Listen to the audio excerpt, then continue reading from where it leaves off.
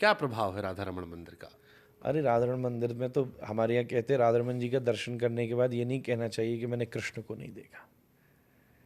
जैसे श्री कृष्ण है, जैसे जितनी भी मूर्तियाँ हैं वो बनाई हुई हैं किसी कलाकार ने या भक्ति की भावना से, पर मैं उनको छोटा नहीं कह रहा, क्योंकि हमारे यहाँ उनको अर्चावतार कहा जाता है। भगवान उस विग्रह के रूप में आपके घर में प्रकट हुए, इसलिए हर मूर्ति की अपनी लीला है। पर राधा रमण जी किसी ने बनाई नहीं है।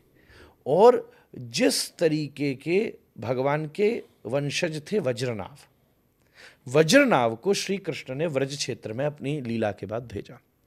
सब जगह का राज्य तो पांडवों को दे दिया, पांडव ने परीक्षित को राज्य गद्दी पे बैठाया, पर ये जो ब्रज था इसका राजा द्वारिका डूब गई, तो अपने वंशज वज्रनाभ को बनाया। तो वज्रनाभ जब वृंदावन में थे तो कृष्ण को याद करते थे, और श्री कृष्ण की पत्नियां भी उनके साथ में थी। तो उन्होंने 3 मूर्तियां बनाई, गोविंद, गोपीनाथ और मदन मोहन, जिसमें एक जयपुर में भी है क्योंकि मुगलों के आक्रमण से वहाँ चली गई थी।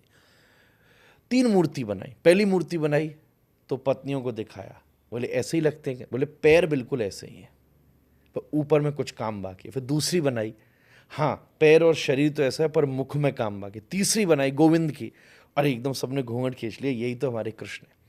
तो ये 3 मूर्तियां अभी भी एक यात्रा होती है। इसी के बहाने आपको बताऊं, पहले लोग करते थे कि सूर्योदय से सूर्यास्त के बीच में 3 मंदिरों का कोई दर्शन करे तो उसे कृष्ण दर्शन करने का पुण्य मिलता है, ऐसा शास्त्रों में वर्णन है। तो हमारे पूर्व आचार्य गोपाल भट्ट गोस्वामी जी रोज इनका दर्शन करते थे और वही मेडिटेट करते थे, क्योंकि एक मूर्ति में चरण बिल्कुल कृष्ण जैसे थे, दूसरे में बीच का शरीर और तीसरे में मुख। रोज ये दर्शन करते थे और उसी को मेडिटेट करते थे। और शालिग्राम जी में से वही 3 विग्रहों का मिक्सर राधा रमण जी के रूप में प्रकट हुए। इसलिए साइज छोटा है पर श्री कृष्ण जैसे दिखते थे श्याम सुंदर, उसी रूप में राधा रमण जी प्रकट हुए। और स्वयंभू विग्रह शालिग्राम तो वैसे भी आपको पता है जैसे नर्मदेश्वर होते सब जगह पूज्य होते, शालिग्राम की तो प्रतिष्ठा भी नहीं करनी पड़ती। हाँ, किसी भी मंदिर में मूर्ति प्रतिष्ठा होती है, शालिग्राम की प्रतिष्ठा नहीं होती, उसमें पहले से ही भगवान बैठे। तो वो भगवान शालिग्राम से प्रकट हुए।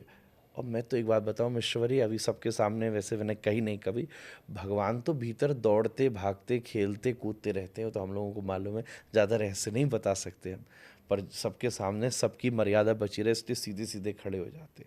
फिर भी आप रोज़ उनकी फ़ोटो देखो, आपको लग ही नहीं सकता कि ये एक ही भगवान की है, रोज़ नए होते हैं।